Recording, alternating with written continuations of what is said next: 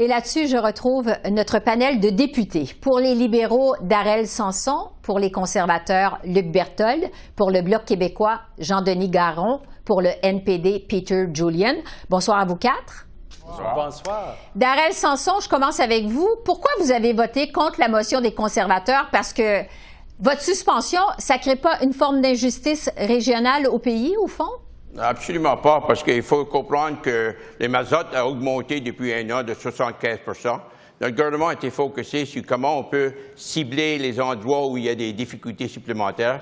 J'ai expliqué la semaine dernière qu'en Atlantique, surtout, on a des défis parce qu'il y a un plus haut pourcentage de gens qui habitent dans les régions rurales comparé au reste du Canada et il y a un plus grand pourcentage de gens qui sont toujours sur le mazote. Donc, il faut venir appuyer les gens quand il y a des difficultés dans certaines régions du pays. On l'a fait de d'autres départements, d'autres façons. Donc, ici, aujourd'hui, on continue sur notre focus sur les gens qui ont plus de difficultés. Ouais. Jean-Denis Garon, au Bloc québécois, vous avez aussi voté contre la motion conservatrice. Est-ce que le Bloc est d'accord qu'il y a quand même une injustice régionale avec cette exemption, même si ça ne touche pas le Québec, comme vous dites? Bien, d'abord, là, aujourd'hui, ce qu'on a vu, c'est que, comme d'habitude, la stratégie électorale des conservateurs exclut le Québec. C'est de la tarification qui ne s'applique pas au Québec. Puis, ils auront beau inventer 2, 3, 4, 8, 10, 12 taxes carbone qui ne s'appliquent pas au Québec. C'est pas parce qu'ils les inventent que ça existe. Maintenant, nous, au Québec, on a commencé il y a longtemps la transition énergétique. Et contrairement aux conservateurs, nous, ce qu'on a fait, c'est qu'au lieu de considérer au Québec ça comme un coût, la transition énergétique, on considère ça comme un investissement. Et donc, on est passé à l'hydroélectricité, on a investi dans l'éolienne, on investit dans le stockage de l'énergie. Aujourd'hui, on est fiers de ça. C'est l'expertise qui rend le Québec fier. On l'exporte et on s'est enrichi. Et donc, on pense, nous, que toutes les provinces doivent faire leur part. Maintenant, on est sensible au fait que les ménages ont une érosion de leur pouvoir d'achat. C'est quelque chose de réel. Et c'est pour ça que nous, on soutient les programmes qui vont aider les ménages à faire la transition, les programmes de thermopompe, etc., Madame Bégin. Puis je vais vous dire, si vous me permettez, ça ne s'applique pas au Québec. Il faut le rappeler, là, la taxe carbone. Et encore, la semaine dernière en Chambre, il y avait le député de Charlebourg au Saint-Charles qui nous criait des choses. Il nous montrait qu'il ne savait même pas comment elle fonctionne, la bourse du carbone au Québec. Et vous savez, Mme Bégin, rapidement, là, on a ça avec la Californie. La Californie, qui est l'État le plus riche aux États-Unis, un État plus peuplé que le Canada, le champion de l'innovation, le champion de la croissance économique depuis 30 ans. Puis écoutez, les conservateurs, là, ils seraient prêts à prendre l'avion pour aller expliquer au gouverneur de la Californie comment générer de la croissance. Je vais vous dire, c'est bien inquiétant. Bon, justement, je vais aller aux conservateurs. Luc Berthold, votre motion a donc été défaite. Votre réaction à ça? Bien, écoutez, on n'est pas surpris. Mais moi, j'ai été vraiment aujourd'hui... Bon, c'était quelque chose qui s'est enfin concrétisé. On a vu que l'association Bloc libéral est devenue une réalité. M. Yves-François Blanchette, dans les journaux ce matin, qui disait qu'il allait très, très bien vivre avec le fait qu'il pouvait avoir un gouvernement libéral pour les 2 prochaines années. Donc, on vient d'assister à la naissance d'une nouvelle coalition coûteuse. J'écoutais M. Jean-Denis Garon qui va avec ses beaux principes, ses belles phrases, puis qui tente tout le temps. Moi, je ne vous ai pas interrompu, M. Garon, pendant votre grand discours qui était très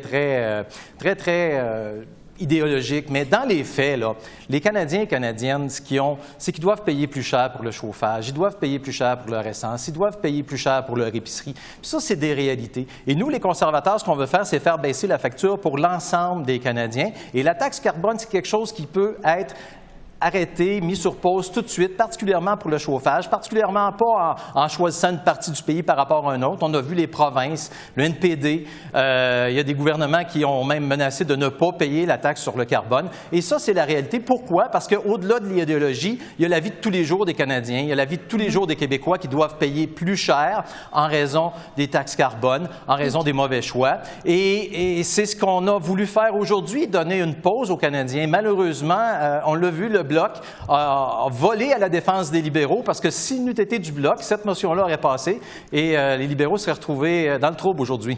Peter Julian, au NPD, vous avez voté pour la motion des conservateurs. Est-ce que c'est vraiment une position environnementaliste? Mais d'abord, c'était la première fois que les conservateurs ont présenté une motion. qui n'était pas fou. Alors, c'était quelque chose qui touche et qui fait un suivi face à une décision qui était incompréhensible il y a 2 semaines, où les bureaux, M. Trudeau a pris une décision qui touchait certaines personnes du pays, certaines personnes qui utilisaient certains carburants pour leur chauffage. C'était bizarre. Maintenant, il faut remettre des pendules à l'heure. L'NPD croyait qu'une façon de le faire, c'est de traiter tout le monde également. Mais bien sûr, demain, l'NPD va présenter une autre motion qui est beaucoup plus équitable. On demande que le TPS soit enlevé sur le chauffage à domicile pour tout le monde. Ça a un impact à travers le pays, y compris en Colombie-Britannique, au Québec. Ça fait en sorte que tout le monde va avoir un avantage pour le chauffage qu'ils vont être obligés à payer cet hiver. Puis, en plus, on demande justement au gouvernement de fournir des thermopompes à travers le pays et de payer cette mesure-là en faisant une taxe sur les profits excessifs de toutes les compagnies pétrolières qui ont fait des profits énormes ces derniers jours. Alors, de cette façon-là, on voit l'NPD comme l'adulte, la Chambre des communes, on propose quelque chose qui va faire une différence dans la vie des gens, va faire en sorte qu'on va rencontrer ce défi qui est le changement climatique et qui va faire en sorte que les gens peuvent mettre en transition sans qu'ils soient pénalisés au niveau financier pour des thermopompes et des moyens de chauffage qui n'ont pas le même impact sur l'environnement. Darrell Samson, comment vous réagissez, les libéraux, à ce vote du NPD sur la motion d'aujourd'hui? Ben, moi, je ne peux pas parler pour le NPD, mais je veux faire le point avec les conservateurs parce qu'ils parlent de couper les taxes sur plusieurs choses ces jours-ci parce qu'ils sont à l'opposition. Quand il va être au pouvoir, il va couper quel service? Parce qu'avec les revenus viennent les services. Puis ça m'inquiète énormément de ce côté-là. Puis l'autre question qui est très importante qu'on ne parle pas, c'est la plupart des provinces reçoivent, ou la plupart des Canadiens, 8 sur 10 reçoivent plus d'argent qu'ils paient pour le prix sur carbone. Et c'est important à noter que le Saskatchewan qui clie, c'est eux qui reçoivent le plus, et puis l'Alberta qui clie également, qui reçoivent le plus. Écoute, ici, c'est ciblé. On veut que, partout à travers le Canada, le programme qu'on a mis sur pied existe pour tout le monde. Il y a 3 provinces qui sont venues à la table pour aider à faire le transfert de thermopompe de l'huile. Et puis, on demande à les autres provinces de venir à la table également et de prendre avantage de ce système, cet incitatif qu'on a sur la table aujourd'hui. Oui.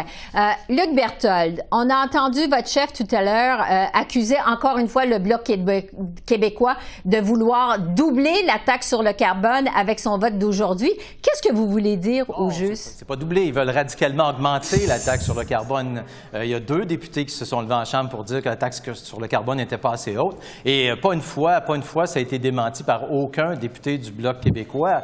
Le Bloc québécois estime que la taxe sur le carbone, pour eux, bien, ça veut dire que c'est le conducteur de l'automobile familiale qui amène les enfants aux activités, que c'est le travailleur qui se rend travailler. Ils estiment que toute la responsabilité de la lutte au changement climatique, ça appartient et ça doit retomber sur le dos des pauvres personnes qui ont de la misère à boucler les fins de mois. On n'est pas d'accord avec ça. Mais ce qui est le plus étonnant aujourd'hui, là, Mme Végin, c'est d'entendre mon collègue libéral nous dire « Oui, mais vous savez, telle province, c'est juste la division qui cherche pour que les provinces se chicanent l'une envers l'autre pour éviter d'avoir à prendre des vraies mesures, des vraies décisions. » Puis aujourd'hui, ben, ils sont tellement paniqués, tellement désespérés qu'ils ont eu recours au Bloc québécois qui veut lui aussi créer encore plus de divisions au pays pour les sauver. Donc, je pense que si on se met dans la peau de monsieur et madame tout le monde, on a besoin d'une pause. La taxe sur le carbone, c'est une chose qu'on peut mettre sur pause pour un certain temps pour permettre aux gens de souffler.